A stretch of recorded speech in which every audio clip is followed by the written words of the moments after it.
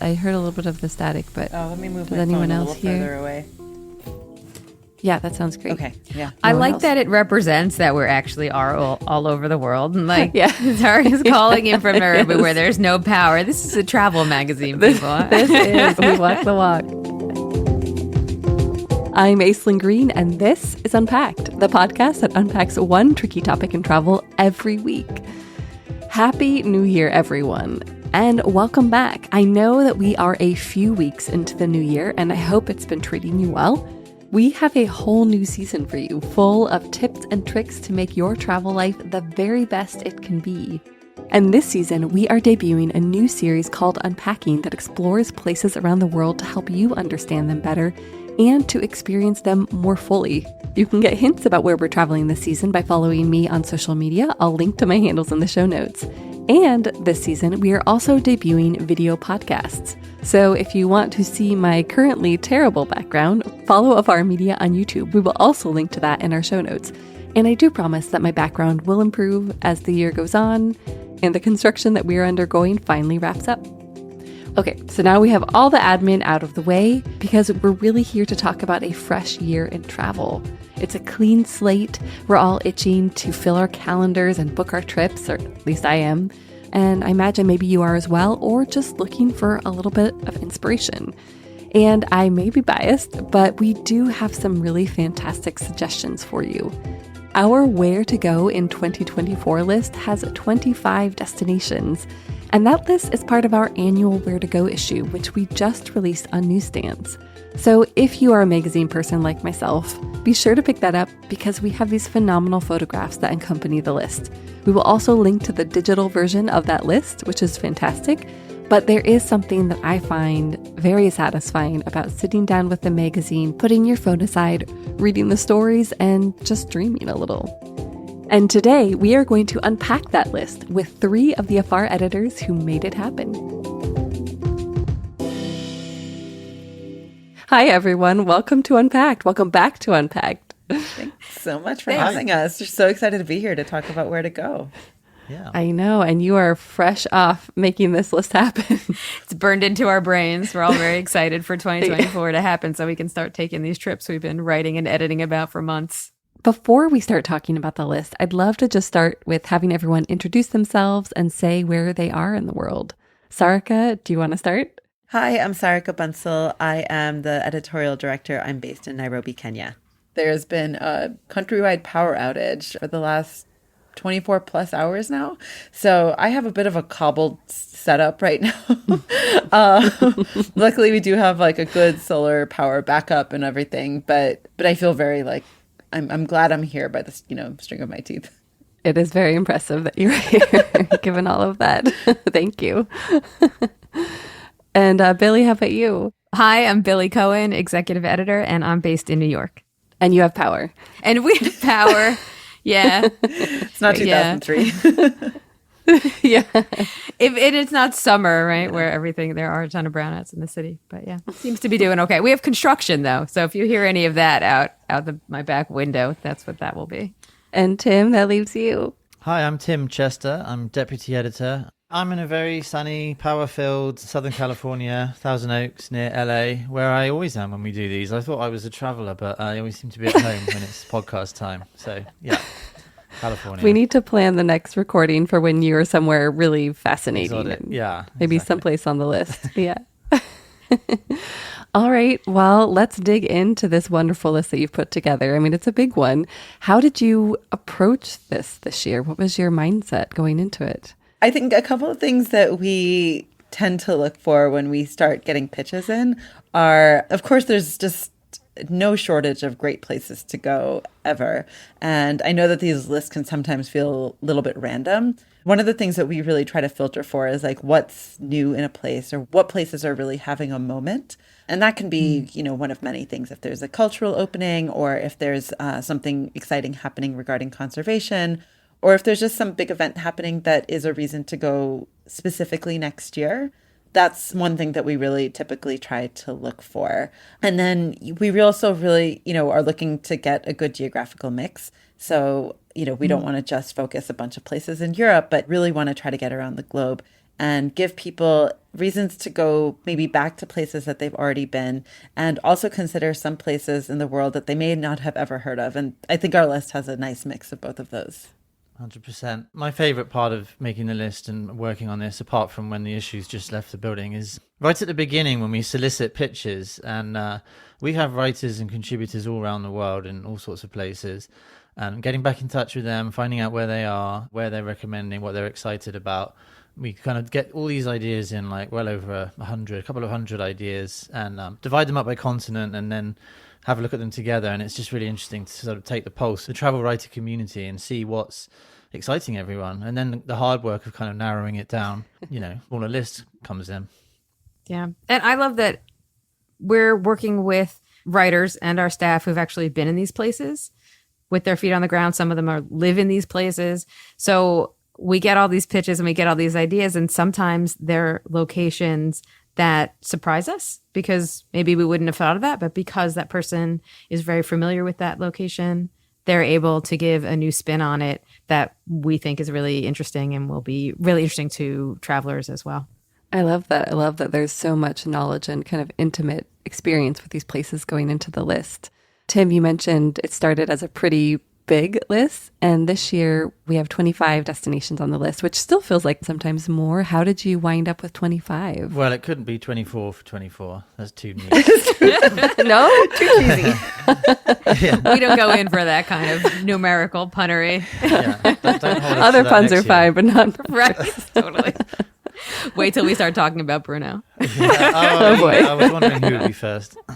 So obviously going to be me. Obviously, it's Billy. I had it down as my answer for the second question. You beat me to it. No one's going to know what we're talking about.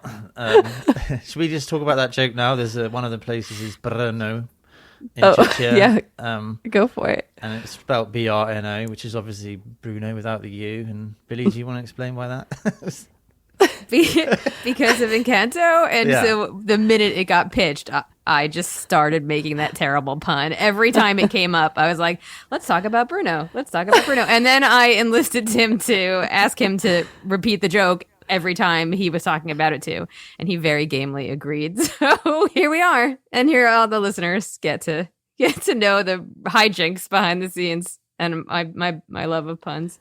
I think with the list, we did get it down to sort of a dozen, and then we kept having places that we really wanted to have in, and so it went up. Oh, yeah. and sort of doubled in size, didn't it? And obviously some of them are rounded up in thematic pieces. Yeah. which we can get Yeah, we into. started seeing some places like, for example, Paris has the Summer Olympics going on. So it felt like an obvious inclusion, but we also didn't want to give it so much space in the magazine because the Summer Olympics could be, for a lot of people, a reason not to go to Paris next year. But we didn't want to not mention it. So it became like we had a few places like Brno, Czechia, and a bunch of others that we were really excited to feature. But then there were some others that also just felt like there were important enough things happening there, or they were capitals of something like the European capital of culture and whatnot that felt, really interesting and important to mention. But then we didn't want to give it as much space in the print magazine. Yeah, that makes sense. Well, you mentioned events, and that does seem to be a bit of a theme throughout the list. We'll talk about some in particular a little later on, but why was that a focus, and what are you most excited about? I'll jump in. One of the big events for 2024 is the solar eclipse that's happening on April 8th. Across the staff at Afar, we're all seem to be obsessed with these eclipses. So that was, and Texas. So the idea was raised by one of our colleagues, May Hamilton, that Texas and the hill country in Texas would be an ideal place to experience the eclipse coming April 8th. So we knew we wanted to do something on that. And then using that as an opportunity to talk about that area of the country where there's also a lot going on. There's a lot in the wine scene. There's a lot of small towns with a lot of culture to visit. It seemed like a great way to talk about an event, but also make it more about a place that people could experience beyond that one day. Another way that we were thinking about events, not just go and have the event and experience the event, but what can we share with people about the location that event is taking place in? I think that really comes out nicely in Texas on the choice of photography. When I thought of that piece, I imagined just big wide open Texan plain at night with some stars or something obvious about the eclipse. But actually what we've got is this lovely shot of two girls swimming underwater at one of the swimming holes there, and a truck driving through the kind of wildflower meadows. And that's one of my favorite things about writing for a magazine, especially, is when the art team bring it to life, and it's just amazing. I love it. Yeah, an unexpected look at the place. Why do you think so many people are drawn to traveling for solar eclipses? It feels like a nerdy phenomenon that's still cool, and everyone can still appreciate the enormous power of it. I think it's also a moment to just feel connected with this much broader galaxy that we live in, and to just realize that we are quite small. I felt that for sure. I got to see some really far away galaxies in a telescope, very powerful telescope.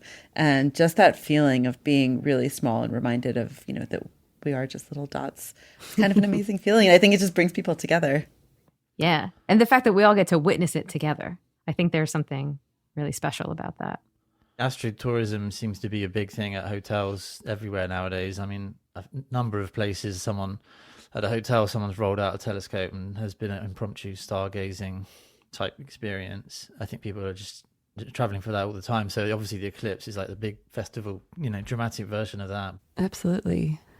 Well, what else surprised you on this year's list? I don't want to give Brno too much of the limelight. Obviously, Prague is the more well-known city. And great story from Emma John about just the arts and culture and the vibe of that city, and some of the really interesting things going on there, like Cabinet Moots, this vegan cafe by day and band venue at night. Museum of Fine Arts with floating chairs as part of the exhibits, a cocktail bar where you take part in a story, and a hotel that's only 26 feet wide. I think in that piece she really brought out all the sort of interesting curiosities of that place, and definitely made me want to visit, which is obviously the point of these pieces. I'll say two things generally that surprised me about the list. One is a lot of places that we chose are places that you had. I mean, of course, we do have the Brnos and a few others that I think will be quite new for a lot of readers. But we do have quite a few places that I think people have heard of and may have traveled to before, but we have sort of fresh reasons to visit. Two examples that come to mind there are Rome, Italy, and Los Angeles, California. And both of them are pretty well-known destinations. In the case of Rome, there are a lot of new, beautiful-looking hotels that I think will be a draw for people to come, and not just come in and try to see the Colosseum and try to do all of the bucket list type of things that Rome is famous for, but also just try to stay and enjoy the city and experience a lot of the other pieces of the city that may be overlooked. There are also a lot of archaeological sites that are being breathed new life into. And I think that just gives a lot of people who maybe have been to Rome once before on a Europe trip at some point a reason to go back and really try to explore the city afresh. In Los Angeles, there's a really large Black art movement that's going on there, a really large space that's opening up, and also a ton of new restaurants that I think a lot of our readers would be excited to check out. And the second thing that surprised me about our list is that a lot of destinations we chose because of their sustainability and conservation commitment. This is true for places like Fiji, where a lot of hotels have strong commitments to help preserve ocean life. Places like Norway, where there's just so much green transport and ways to get around the country, and many others too that I think that really have done quite a lot on the environment, which was one of our factors in choosing it.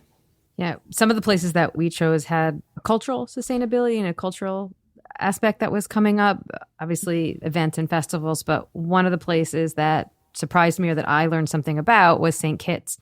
The pitch came in from a writer we've worked with, Rosalind Cummings-Yeats, and she had been there and met two people who were sort of bringing back the legacy of rum in St. Kitts. Now, it's in the Caribbean, and I think people sort of widely know that there was sugar plantations there during the various colonial eras of those islands, and St. Kitts had been a British colony for a very long time, where there were a lot of plantations that were farmed by enslaved African peoples. And recently, there's this movement to reclaim that really painful and complicated past, but through local residents, local kititians, they call themselves. So there's two companies that are doing that to sort of bring back that history and talk about it in a new light, really reevaluating that history and sharing what it meant to the local people who were living there and their descendants now. And I think especially in the Caribbean, where maybe people are just thinking about it as a sun and beach destination, to learn that there are points of cultural connection that are available. That was surprising and exciting to me. That's so cool. And you can taste the rum? Yes, you can go. Yeah. You can go to these places. The two companies, one is run by this guy Jack Widdison. It's called Old Road Rum Company, and he grew up on an estate that was a sugar plantation. And when he was like a teenager, there are archaeologists who found the ruins of an old distillery on it. They dated it back to the 1600s, and they think it's the oldest rum distillery in the Caribbean. And he was like 14 when they found this. And so then he grows up and he's like, you know what I'm going to do? I'm going to start a rum company. He's trying to rebuild that distillery actually so that they can, for the first time in a long time, make rum actually on the island. But in the meantime, he's blending rums from the region and inviting people to the property where he does tours and lets them taste and talks about this history. So yeah, you can go, and there's a tour you can take called the St. Kitts Rum Masters Tour. So you can go and visit the Old Road Rum and another company called Hibiscus Spirits and taste and learn how to make St. Kitts Kittitian cocktails and Caribbean influenced cocktails, and really hear the story and learn about the history in a new perspective. Well, one of the other things that I'm hearing you say, I think all three of you, is that you learned so much through making this list. Is there anything in kind of a broader sense that you feel like you learned kind of putting this list together? How many places there are in the world that I cannot wait to visit, It's never ending, which, thank goodness. I think also we have a lot of focus on arts and culture this year. And a lot of our stories, like Los Angeles that I had mentioned before, St. Kitts, there's many others too, Manchester, England, which Billy wrote. And they all seem so specific, their art scenes. You can get to some things that feel like, you could be anywhere. But all of the ones that we highlight, I feel like they seem very specific to the place, which I love that. Some of that really seems to come because many of the writers who wrote pieces this year actually live in these places or know them really well. You mentioned Rome earlier, Sarka, and that was written by someone who lives there and has that kind of insider knowledge, right? Yeah, Laura Itzkowitz, she first moved to Rome for a couple of years in 2009, and now she's lived there permanently since 2019 or so. It was so clear working with her just how knowledgeable she was. One thing I really enjoyed while working on that story in particular was she talks about some of the archaeological digs and these different sites that were uncovered first by Mussolini and then fell a little bit more into disrepair and then are now being brought back. And I almost felt like as I was reading the story, I was getting the type of tour that she was talking about in Rome that so many tourists don't do because they're just focused on hitting up the Colosseum, going to the Forum, then, booking it to the Amalfi Coast so they can take all their Instagram photos. And this was just just even the process of reading the story, I felt like, oh, I get what she's talking about. And every question that I had for her, she would just write these long paragraphs and then say, well, if this doesn't work, then we can try this site. And she would just tell me all about the history of that site, going back to like Julius Caesar. And it was a little bit of in a European history primer that I was getting. You need to put that out there somewhere for listeners to read. I also wanted to talk about sustainability. You mentioned it earlier. Is there anything else that you want to add about how this list was framed for a climate conscious traveler? Yeah, so a couple of things that come to mind for me, and Billy and Tim, please add. One is that we do have a decent number of domestic destinations in the list as well. So people don't have to travel halfway around the world in order to get to experience something magical. Like we do highlight a few great American cities, including places like Philadelphia and Seattle and Charleston, that are having moments right now, and other North American cities too, like Toronto and Los Angeles. So all of these places, I think, are much closer for a lot of our readers to actually get to. So that's something that, of course, the actual act of traveling somewhere uses a lot of the carbon. And then a lot of the hotels that we mention throughout the piece, they also have really strong climate initiatives. For example, for getting back to Rome again, the Six Senses that we mentioned as one of the hotels there that's recently opened, they actually are on 100% green power. So, wow. guests can feel a little bit better about staying at places that have such strong climate commitments. And so you can make your trip greener, both in how you get there, and then once you get there, where you stay. Like all of these things sort of add up, and you can have a much lighter footprint than maybe a more traditional traveler would. Yeah, I think you covered it. I mean, obviously, we're always trying to help people find lesser known, lesser touristed places, or if they're going somewhere like Rome, to stay longer. And I think there's plenty of ideas in the Rome piece for making a longer trip, supporting local businesses. I will say, you talk about what we learned making the list. I realised I need to see a lot more of LA, which is just down the road. Obviously, Destination Crenshaw, the Black Art project, is finally opening next year. But there's loads of small businesses in that piece I could go and support and check out, and some great food options. It's also, just while we're on LA, the 100th anniversary of the Hollywood sign as well. So as well as everything new there's a lot of heritage, obviously, to enjoy. And I went for a walk up to the letters with the Hollywood Sign Trust chairman. It's very vertiginous, high. I'm not one for heights. He was giving me a long story of the history of the sign while I was kind of like holding on to the piece of wood that used to hold up the L for the land when it was Hollywood land. Oh, wow. And yeah, some great history there. And you can walk all the way up behind it and see the sign and the city behind it. So sustainability wise, what did we miss? There are 3 locations in particular on the list that are notable for their sustainability efforts. And those are Fiji, which Tim wrote about and he can talk about, Norway, and Bhutan. Norway, it's almost, I won't say behind the scenes, but there's a sort of a countrywide effort to honor the beautiful nature that's there, right? Obviously, they have fjords and beautiful water and mountains, and they know it, right? But they also know, hey, we have to protect this. So the public transportation options, they're working on hybrid electric trains and fully electric trains. The country is phasing out internal combustion cars. So like I think 1 in every 5 cars is an electric vehicle. Very easy to rent that. So the sort of day-to-day of your trip, if you were traveling there, could be respectful of the nature that you're seeing. And we wanted to recognize that.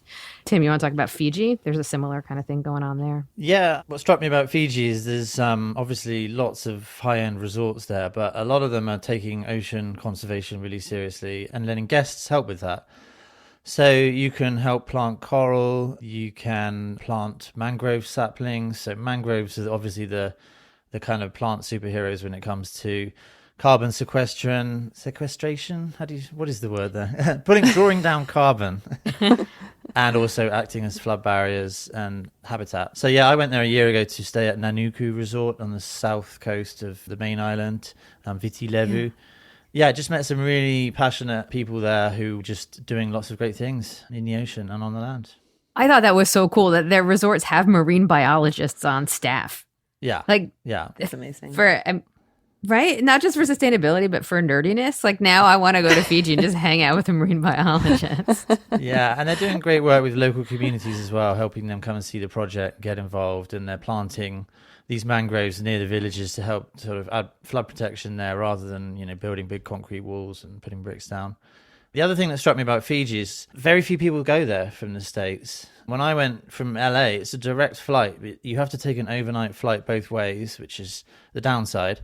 But the plus side is, in 2022, 70,000 people went from the US and 7.7 million went to Hawaii. So if you're looking for somewhere with a lot less tourists and a lot more space to enjoy all this natural beauty, then I recommend it. I loved it.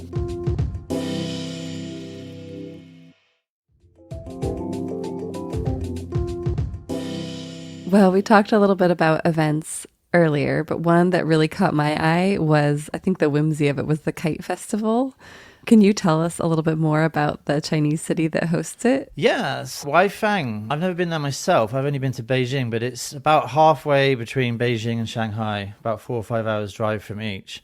And next year is the Culture City of East Asia. It's sort of one of the places that has a claim to being the birthplace of kites, but it's definitely known as a kite capital of the world. And they have this festival every April, International Kite Festival. It draws in tens of thousands of people, and as you can imagine, all the kind of colourful kites. And they have a World Kite Museum. I don't know. Have you guys flown kites? For me, it's like half an hour of untangling and for 3 minutes of fun with the children. So I imagine it's amazing to see experts, beautifully made, handmade kites. The sky is full of them. It does sound so cool. Yeah, Weifang is also a UNESCO Creative City of Crafts and Folk Art, so it's not just kites. The visitors there can learn about clay modelling, paper cutting, woodblock printing. It just sounds like a very interesting creative city, and apparently has a great night food market scene as well. Well, I think it kind of came up naturally earlier, but, because Tim, you've been to Fiji, but have you been to any of these places recently? I mean, Billy, I know you were just in Estonia and loved it. Yeah, I'm going to say I won't bore you all with it, but I will bore you all with it. I loved it. Please do. I loved it. Estonia, I didn't know much about it. I think most U.S. travelers' familiarity with it is Tallinn, the capital, which is a stop on Baltic cruises. So that's the port that people go to. And they don't really get out of that city. And that is just a missed opportunity. The country's small. It's phenomenal. It's gorgeous. You've got this beautiful UNESCO World Heritage old town in Tallinn, which is gorgeous. It's like 14th century castles and walls and things. And then you can go 2 hours outside and be in a couple of national parks. I went hiking in a bog, which was like walking on snowshoes on, imagine a carpet of peat moss, like a foot thick, and it just kind of sinks slightly. And you're on converted snowshoes, so you're sort of walking on water, and it's just gorgeous. So I got to do that and hike through a forest, and you can pick your own mushrooms because everything is like fresh and natural. And all of it, everything's like 2 hours apart. And it's super modernized, like the roads and the highways, everybody speaks English. There's Wi-Fi everywhere. Like the country is really committed to internet access and digital education and stuff. So it's very easy for travelers to experience. And then in Tartu, which is the second largest city, it's only about 100,000 people, so it's still pretty small. They are one of Europe's cultural capitals for 2024. So we talked about events, but all year long in 2024, there are going to be various things that people can go and experience and get to know that city, which is also surprised me because you get to the main town square and it looks like something out of like Nice. Like it looked like Southern Europe. It's like a cobblestone town square with a statue in the middle and these beautiful, colorful, stately buildings around and open air cafes everywhere and a river running through it. So it has this very European feel that my guess is people don't associate with that far north in Europe. And it was just cool. And so there's all this like very sort of classical Europe feeling stuff, but there's also leftover Soviet era relics. And that was really interesting to see. I had a blast. I met so many cool people and I can't recommend it enough. Go to Estonia. Billy, what made you want to go there in the first place? I had read an article in BBC Travel where a writer had interviewed this man who lives in the area where they do the bog hiking.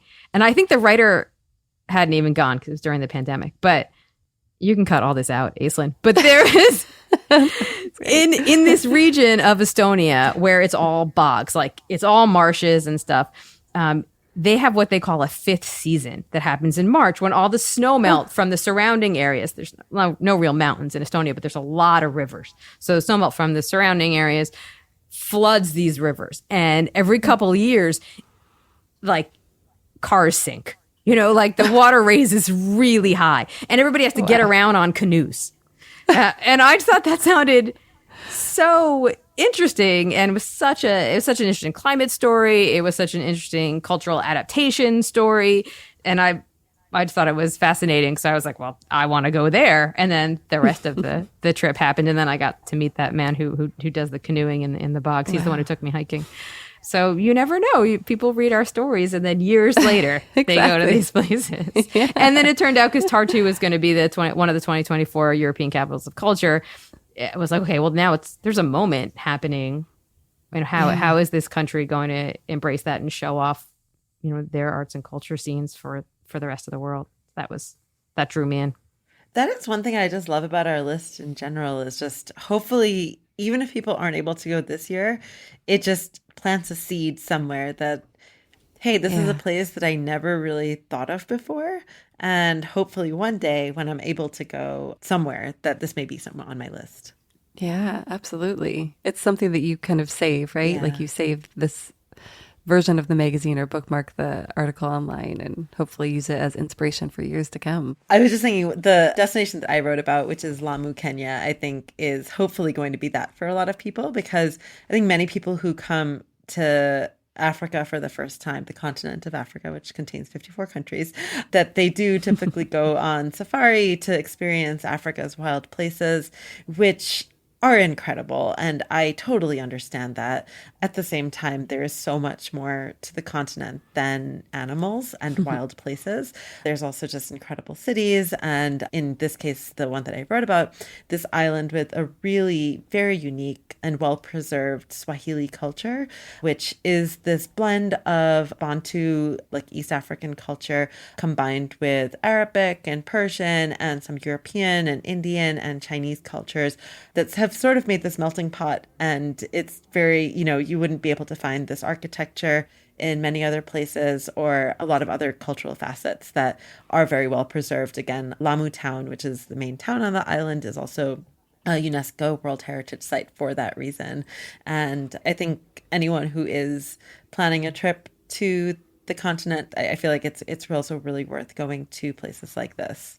How far is it from you, where you live? It's about an hour flight. Flying is the best way to get there. And that's from Nairobi. And there's direct flights and there's gorgeous hotels and guest houses to stay at. Like truly, you just feel like you're in a photo shoot all day. Then the really unique thing about the island is that there's no cars. So, and there's not really like any like street signs or anything. So you just kind of walk around and they're like meandering alleys and you kind of find your way. That's the thing. Like you will get lost at some point, but then you'll be like, oh yeah, I recognize that tree, or I recognize that donkey. There's a lot of donkeys there. And you sort of just like find your way again. I mean, there's so few opportunities to get lost anymore. I love that. But still feel safe. It's like you feel like you're still contained in this small place. Like you really can't go very far. The donkey will take you back. The donkey will feel, yeah. A distinctive donkey. Yeah.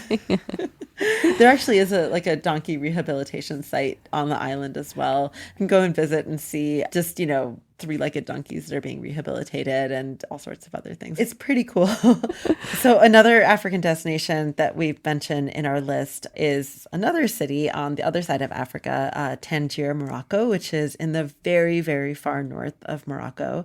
I ended up learning a lot about the colonial history of the city, and it used to be considered part of an international zone, and it was managed by a consortium of other countries, including like Italy and Spain. So it wasn't really considered part of Morocco for a long time, and it has a bit of an international edge to it. Now the city is becoming a lot more connected to its Moroccan identity. There's a lot of really creative Moroccans who are doing amazing things, like they're, running restaurants and cultural programs and shops that are selling different types of home goods and beauty products that are all Moroccan-led companies, and a lot of them are also run by young women. So I think it's a really cool way to experience a city that has historically had this international, very artsy edge to it. But now that artsiness is being led by a lot of creative young Moroccans. So it seems like a place that I would be really excited to go and kind of see both old Tangier and the new Tangier combined.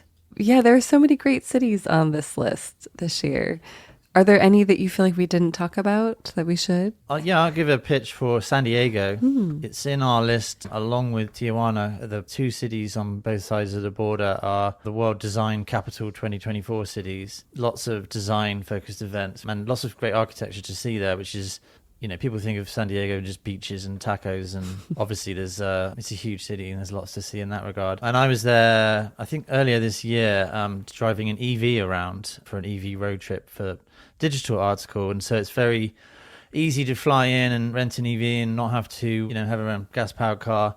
And some of the design things are happening up in La Jolla, which is this lovely neighborhood north of the city on the cliffs. You can go sea kayaking in the caves there. There's leopard sharks in the water and bright orange Garibaldi fish and snorkeling, and it's just beautiful place. So I'd heartily recommend that. I give a shout out to Philadelphia. We put that in. I think we're all pretty excited about Philadelphia this year. People know Philadelphia, obviously, It's a place for American history. Constitution was written there. But the food scene is just on fire. It won more James Beard Awards in 2023 than any other city for the chefs and restaurants. And they're diverse and just so interesting and varied. And it's a great reason to rethink and revisit that city this year. Plus, the art scene has always been great. And there's amazing institutions of art like the Philadelphia Museum of Art and the Barnes Foundation, but also the gallery scene has long been thriving, and it still is. They still do a first Friday every month where the galleries stay open. That's actually expanded. It's near New York, so I've been there a lot, so I'm very excited. You know, when you said it had more James Beard Award winners, I was reaching for the hand clapping emoji to pop up on the screen. I think I've spent too much time on Microsoft Teams. I'll also give a shout to Toronto, which is, I did not know this, that it is by many measures the most diverse city in the world, even more so than New York City and London. There are upwards of 180 languages spoken there. And just this year, one of the reasons why it became included on our list this year is because they elected their first mayor, who's a woman of color, Olivia Chow, who has talked a lot about diversity. And the piece takes you through several of the neighborhoods where you can go to Little Tibet and have momos. You can go to Koreatown and go, sing karaoke there. You can go to a neighborhood where there's a lot of Somali people. And there's also, similar to Philadelphia, there are also some more high-end gastronomical experiences to have. And also just a lot of cultural events happening throughout the year. The Caribbean Festival in August draws, I think, 1 million people. And then there's a contemporary arts night in October that's an all-night affair and just brings in Torontonians from all stripes. Amazing. And we're going as a company in March. I'm so excited. I know. I've actually I feel like the entire essay for that is basically just like my to-do list of all the different restaurants and neighborhoods to check off. It is. We have much more to eat than we have time for. Yeah. Unless we can extend or come early. Yeah, no, just do all our meetings at the restaurant. Second lunch, first dinner, second dinner. Yeah. We had a great run of digital stories on Toronto earlier this year as well. So if you're thinking we'll of link to going there, those. look at the Toronto guide on the website. We do this thing called My Perfect Day, and it's a local runs us through how they'd spend their perfect day, and one by Tiffany Ram-Subik, who runs Ode, which is Toronto's only black-owned boutique hotel. We've got a lot to do. We're going to need some extra time because we don't want to just be in meetings. No, the meeting should be in the restaurants. Yeah, I exactly. concur. Yeah. Well, we've talked a lot about these urban destinations, arts and culture. What about people who like to travel for nature or to be outside? Billy had briefly mentioned Bhutan. I think that Bhutan is an amazing country. I have not been myself, but Kathleen Relihan, she went last year and was one of the first people to hike the newly restored Trans-Bhutan Trail that fell into disrepair in the 60s and just reopened last year. And now just this year, Bhutan has lowered, it's always had a tourist tax. So that covers, various things like lodging and a guide and whatnot. It's recently lowered the tourist tax to now $100 a day in order to spur more tourism. So, and there's also a lot of new hotels that have opened, as well as the Trans-Bhutan Trail. So the Trans-Bhutan Trail goes through the Bhutanese countryside, and you get to pass Buddhist stupas and temples and all types of small towns and villages that were previously pretty much off limits entirely to foreigners. So lots of really cool reasons to visit Bhutan. It's also hugely conservation minded. So 60% of the country must be under forest cover. And it's the first carbon negative country in the world. So that's another cool reason to visit. See how they did it. Absolutely. Yes. We were all reaching for again the clapping hands emoji. Thank you. One of our roundups that we have in the book is classic spots that are potentially worth a revisit. One of them is Machu Picchu, which is Peru's most popular destination with good reason. I mean, Machu Picchu is a brilliant feat of Incan engineering. The Sacred Valley, though, more generally, is just, it's one of the prettiest places in the world, in my opinion. And Intrepid Tours has recently opened up a new hike that takes people to be able to see Machu Picchu, but also see lesser visited sides of the Sacred Valley. So it's called the Quarry Trail, and they're able to visit older Incan towns and also just see some waterfalls and some other sites that were previously a bit more off limits. So definitely, I love the idea of revisiting a classic destination, but with a bit of a twist on it. I would say if you like your outdoors with a glass of wine, then head to Uruguay this year. We had a lovely piece from Julia Buckley, who wrote about this region called Maldonado. It's a coastal region. I think it's the next one along from Montevideo and Canelones. But anyway, it's very much the up-and-coming wine region of the country. And there's a sommelier there who's worked on a Mapa del Vino, which is a map of all of the boutique vineyards in Uruguay. So you can follow that trail, and it just looks beautiful, land of al fresco food tastings and great red wines. And yeah, definitely added that to my list after working on that piece. Well, I'd love to just pivot a little bit more broadly to kind of where we're traveling next year, how we're traveling. 2023 was such a busy travel year. Do you have any predictions for 2024? I think it's still going to be busy. That's not going away anytime soon. But don't let that stop you. Yeah. I think that's one of the messages of our list too. Look to places off the mainstream path. For example, in Europe, Estonia and Brno, in Africa, Lamu and Tangier, and then also rethink places that may be familiar to you, like a Rome or Toronto. There's another layer that we're trying to bring to the surface. So maybe that will help people avoid the goat track of the main masses of tourism. Yeah, the busy places are just going to get busier, and climate will obviously play a part. So be prepared for that in certain places. Try and go shoulder season where you can. The pandemic was a big reminder that you never know what's around the corner. So travel where you can, make the most of it. And that kitchen extension or new car can wait. And just get out there and see the world. Book your travel insurance. We'll link to our episode about that. Well, I'd love to end this conversation with where you are planning to go this year, where you want to go. It could be places on the list. It could be other trips that you have planned. Where are you editors going? In part inspired by not our list, but a feature story in our previous issue, our Epic Trips issue. Over the holidays, I'm going with my family to Oman, which I'm really excited about. I had known a bit about it, but didn't really know just how diverse it was in terms of the types of things that you can do there, from snorkeling or scuba diving to mountain climbing to visiting the desert to, of course, like spending time in cities and eating lots of delicious Middle Eastern food. So I'm really excited to be able to do all of that, and definitely was also additionally inspired by our feature story, which is absolutely gorgeous. The photographs as well are just breathtaking. Some of these wadis, which are these big gorges, very sand colored, and then they have bright turquoise blue water running through them. They just look like they're, I don't know, out of a movie set or something like that. They don't even look real. We'll link to that story as well because it's such a good one. It is one of my favorites. Yeah. I should say the writing is amazing and the photographs are just kind of add to it even more. So it's just like on both sides of it, you're just like, wow, this place is just otherworldly. Gotta go. Billy, how about you? What's your list look like this year? I'm heading to Kenya in February, so I'm gonna visit Sarka and then see if I can also get to Lamu from our list.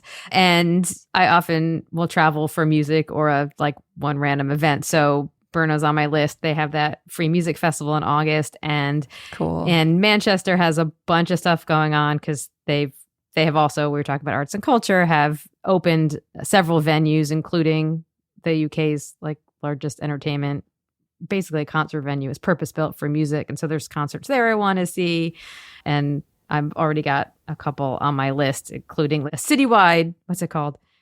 It's called City of Floating Sounds, and it's an interactive symphony project where there's going to be music throughout the city of Manchester, and then it'll guide you through it, and then back to this new theater space called the Viva Studios at Factory International, which just opened this year, and it's one of the reasons that the city's on our list, and then it'll end up there. So that's in June, and I want to go back for that. Oh my gosh. Yeah, that sounds I want to go too. Come on. Second company meeting. Yes. Oh my God. I wish. I loved your Manchester piece, Billy, how obviously the city's so well known for its music scene, but there's so much more happening nowadays that people maybe not be aware of. Yeah. And that was one of the reasons I went, because it had that music history, but I was just floored by how much more there is, including amazing libraries. But that's another episode. Tim, where will you be podcasting from the next time? I'll be back in my office at home. My travel calendar's looking quite light, considering I've been working on this feature. I'm going to Palm Springs in January, and we have the trip to Toronto. But other than that, I'm looking at a blank slate that's filling up with other things. So I need to get the travel slotted in. I'd love to go to Peru. I think there's a direct flight from LA, and the idea of doing a trail like the Quarry Trail really appeals. So we shall see. Would you take your kids, do you think? No. Or are they still too young? No. That was so fast. That was an easy answer. It was very quick. No, not even a moment of thought for hiking that. to Machu Picchu with 8-year-olds and 4-year-olds. No. It doesn't sound fun to you? We were going to all go back to England in the summer, but we've just bounced it back to the next Christmas now. And then Okay. Wow. I'm not looking forward to the flight. I look forward to seeing how your slate fills up. Yeah. Well, thank you so much. I mean, the list is phenomenal. The work that you did is really incredible. So thank you. And thanks. I feel very inspired to go to all 25 and 24. I think that's doable, right? Where do you want to go, Aislyn? I know. What's on your list? Well, all of them. I mean, Manchester, the music aspect sounds wonderful. Toronto is obvious. We're going to do that as a company. And then, I don't know. I feel like Kenya would probably be the first one that I would pick if I were just going to go anywhere tomorrow. Karibu, Kenya. That means welcome to Kenya. Yeah. Please come visit. Thank you. Oh, that's right. Yeah, Yes, we started our Swahili I'll make lesson. sure there's power when you come. No, that's okay. I appreciate that. I'll just bring my solar charger. And that is it for our very first episode of the year. We will link to all of our social media handles in the show notes, as well as all of the resources we mentioned earlier. And next week, we'll be back with a guide to cruising in 2024 with our resident cruise expert, Fran Golden. So be sure to return for that. Ready for more unpacking? Visit afar.com and be sure to follow us on Instagram and X. We are at Afar Media. If you enjoyed today's exploration, I hope you'll come back for more great stories. Subscribing always makes that easy. And be sure to rate and review the show on your favorite podcast platforms. It helps other travelers find it.